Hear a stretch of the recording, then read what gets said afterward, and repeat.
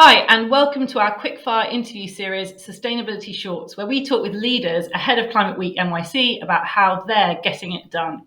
It's my pleasure to have Hicham Abdessamad, Chairman and CEO of Hitachi America, with me. Welcome, Hicham. Thank you, Alan. Thanks for having me. Great. Well, let's just jump right into it. What role does sustainability play at Hitachi, and how has that changed over the years? Sure. So before answering that question, I'd just like to give the audience a brief introduction of who Hitachi is. We're a global technology and industrial company founded in 1910. Our revenues are about 84 billion. That's fiscal year 2021. We have 853 companies, north of 370,000 employees, and we operate in many sectors, so very diversified from a business portfolio. And that includes transportation, railway and automotive, energy, industrial manufacturing, healthcare, life sciences, as well as IT and technology. Our mission is about social innovation, and part of that mission is sustainability. So sustainability has been a big part of our history for many years. And we've sort of implemented it in terms of how we manufacture our products, how we consume energy and natural resources in those processes, and how we run our business. And then over the last few years, we've, of course, with the ESG sort of mandate and move, we've made telegraphed public commitments to reduce our carbon footprint by 50% 2030. And then go carbon neutral in 2050. We've also made commitments to the SDGs, and we also feel that it's not just about, for us, sustainability. It's about building the next economy, which is a green economy. So it's not just about doing the right thing for the environment. We also believe that we'll have next generation of well-paying jobs, growth, and prosperity for all. So for us, it's something that's really important and part of what we're going to be doing moving forward. Fantastic. And what is Hitachi doing specifically to combat climate change as a company? Yeah, so there's a few things. So first of all, we started with a strategy and a vision. I think most companies are doing that. You set up these goals, but we took it many steps further. First of all, we've actually went through a reorganization in April, and we streamlined the organization, the entire company, into three divisions. One is digital, the other one is green, and the third one is innovation.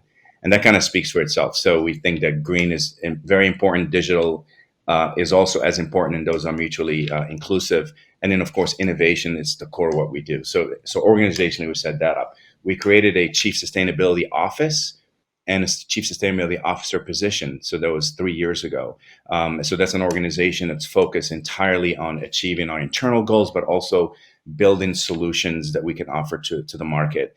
We've invested $21 billion in the last 3 years in acquisitions. We've acquired ABB's power grid business, so it gives us a strong energy footprint, because we know energy is a big part of sustainability in terms of battery storage, renewables, grid automation, grid transformation, and so forth. We also acquired a company called Global Logic, which is a digital engineering company that gives us 25,000 people who have digital capabilities that can build applications.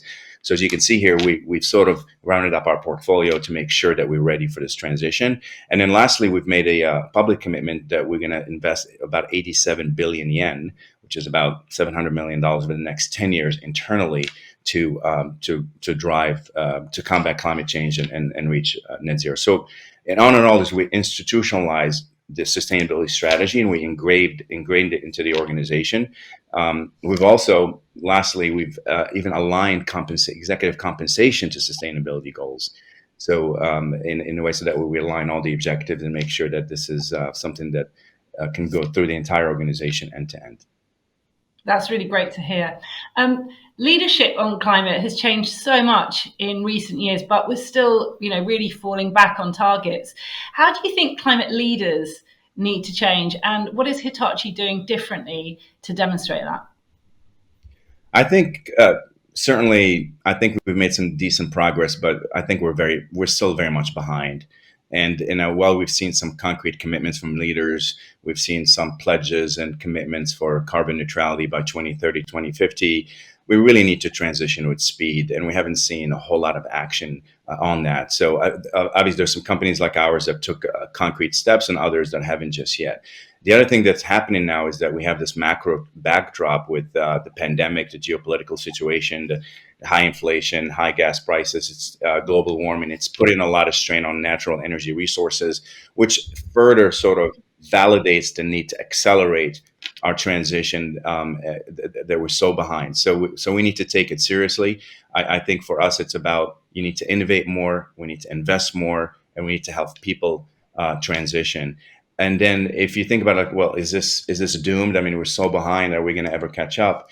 We really believe in. I'm going to quote you. Inger Anderson, who's the executive director of the United Nations Environment Program, said that, and this is something we really believe in, that only digital technologies move at the same speed and scale necessary to achieve the kind of dramatic reduction in emissions that we need to see in the next 10 years. And we couldn't agree more. So we feel that innovation is our way out of it, in addition to all the commitments that we've talked about. So certainly we need to do a lot more. Thank you, and thanks for just sharing with us all those insights about how Hitachi is getting it done. Before we wrap up, is there anything else you'd like to add? Yeah, sure. I think the last thing that doesn't get talked about much is the fact that the importance of human capital in this sort of transition and engagement. Right. At the end of the day, it's about people, and I think it's important that you have people in your organization who share the same values, who share the same goals, who want to contribute to the environment and to this great economy. We're fortunate that we're operating in about 80 countries around the world, so we're fairly global. We serve 130 countries. We have a very diverse workforce, but we've put even more emphasis on diversity, equity, and inclusion. So I think this D&I movement is really important, and it's a key ingredient to successful sustainability and transition to the green economy. Yeah, I couldn't agree more. Thank you so much. It's been really great to have you with us.